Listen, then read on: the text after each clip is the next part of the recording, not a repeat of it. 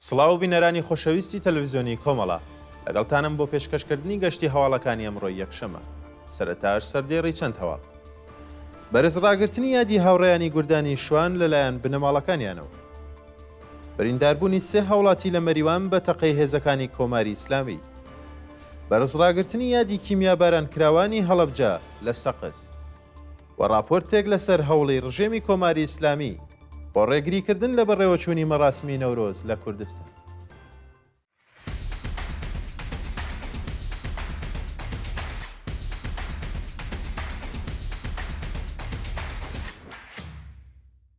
بەرز ڕاگررتنی یادی هاوڕێیانی گوردانی شوان لەلایەن بنەماڵەکانیانەوە. ڕۆژی هەینی 24 ڕەشەمەی 1403 هەتاوی بنەماڵەی هاوڕێیانی گیان بەخت کردووی گوردانی شوان بە دانانی گوڵی سوور لەسەر گوڵکۆکانیان و بڵاوکردنەوەی سرودی شۆڕژگێڕانە یادیە و ئازیزانەیان بەرز ڕاگرت. ڕێکەوتی 26 ڕەشەمەی 1366 پاشگیان بەخەتکردنی هاوڕێیانی گوردانی شوان لە دەشتی شارەزور 11 پێشمەرگەی قارەمانی ئەو گوردانە بەهۆی ژاراوی بوون بە گازی کیمیایی و دوای شەڕێکی نابەرابەر بەدیلگیران. دواتر لە کاتی لە سێدارەدانی بەندکراوانی سیاسی لە هاوینی ساڵی 1367 پاشە شکنجەیەکی زۆر لەلایەن ڕژێمی کۆماری ئیسلامیەوە لە سێدارە دران و بە کاروانی نەمران پەیوەست بوون و لە گۆڕستانێکی شاری قروەدا ئەسپەر دەکران. بنەماڵەی هاوڕێیانی گیان بەخت کردو لە شاری سنەوە سەردانی گوڵکۆیەوە هەمیشە زیندوانیان کردو بە بڵاوکردنەوەی سرودی شۆڕژگێرانە و دانانی گوڵی سوور لەسەر گوڵکۆکانیان بەڵێنی درێژە پێدانی ڕێبازیان نوێ کردوێتەوە. بەڕێوەچوونی مەراسمی پێشوەختەی نەورۆز لە دیواندەرە. ڕۆژی شەمە 25 ڕەشەمەی 1403 خەڵکی شاری دیواندەرە و شارەکانی دیکەی کوردستان بە کۆبوونەوە لە زەڕینەی دیواندەرە نزیک بوونەوەی نەورۆزی 1404 پیرۆزبایی کرد. خەڵک بە کۆبوونەوە لە شاری زەڕینەی دیواندەرە وێڕای هەڕەشەی ناوەندە ئەمنیەکانی ڕژێم بە جلوبەرگی ڕەنگاو ڕەنگ و هەڵکردنی یاگر هاتنی نەورۆز و بەهاری سەرکەوتنیان جێژن کرد. بەشداربووان بە وتنەوەی دروشمەکانی ژن ژیان ئازادی و کوردستان گۆڕستانی فاشیستان ڕێزیان لە یادی گیان بەخت کردوانی شۆڕشی ژیناگرت و بەڵێنیاندا درێژە بڕێگا و ڕێبازیان بدەن. برینداربوونی سێ هاوڵاتی لە مەریوان بە تەقەی هێزەکانی کۆماری ئیسلامی. ڕۆژی هەینی 24 ڕەشەمەی 1403 هەتاوی ئۆتۆمبیلی کاسبکارێک لە مەودایەکی نزیکەوە کەوتە بەر دەستڕێژی گولەی هێزەکانی کۆماری ئیسلامی و بە بۆنەیەوە شۆفێری ئۆتۆمبیلەکە و دوو کەسی دیکە کە هەوڵی یارمەتی شۆفێرەکان دابوو بە سەختی بریندار بوون.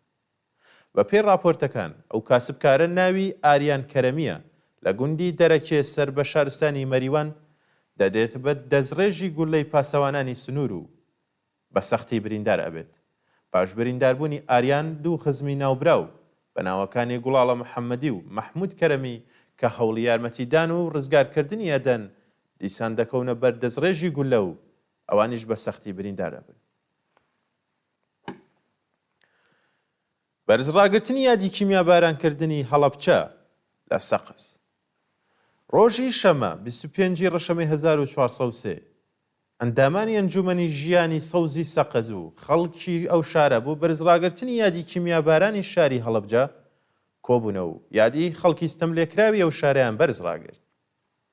ڕۆژی 2 ڕەشەمەی 1366 ڕژێمی باسی عێراق بە کیمیابارانکردنی شاری هەڵەبجە و دەوروبەری و بەهۆی گیان لە دەستدانی لانی کەم 5,000 دانیشتویە و شارە و هەروەها هەزاران کەسی دیکەش بریندار بوون.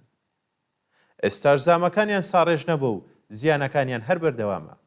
لە مەراسمەکەدا بەشداربووان بە خوێندنی سرودی شۆڕژگێڕانە وتنەوەی دروشم و بەرزکردنەوەی پلاکارد یادی خەڵکی ستەملێکراوی شاری هەڵەبجەیان بەرز ڕاگرت و هەروەها بە توندیە و کردەوەیان شەرمەزار کرد. راپۆرتێک لەسەر هەوڵی ڕژێمی کۆماری ئیسلامی بۆ ڕێگریکردن لە بەڕێوەچوونی مەراسمی نەورۆز لە کوردستان. لە ڕۆژانی ڕابردوودا ڕژێمی کۆماری ئیسلامی بە یارمەتی هەموو هێزە سەرکوتکەرەکانیەوە هەوڵی ڕێگریکردن لە بەڕێوەچوونی مەراسمی نەورۆزی لە سەقز، شنۆ، کرماشان و بۆکان داوە. بەڵام ڕوبەڕووی خۆراگری خەڵکی کوردستان بووەتەوە. ڕۆژی هەینی 24 ڕەشەمەی 1403 هێزەکانی ڕژێمی کۆماری ئیسلامی بە کۆبوونەوە لە گوندی سینگنان سربەشاری شنۆ بە دانانی وێزگەی پشکنین هەوڵی ڕێگریکردن لە بەڕێوەچوونی مەراسمی نەورۆزیاندا.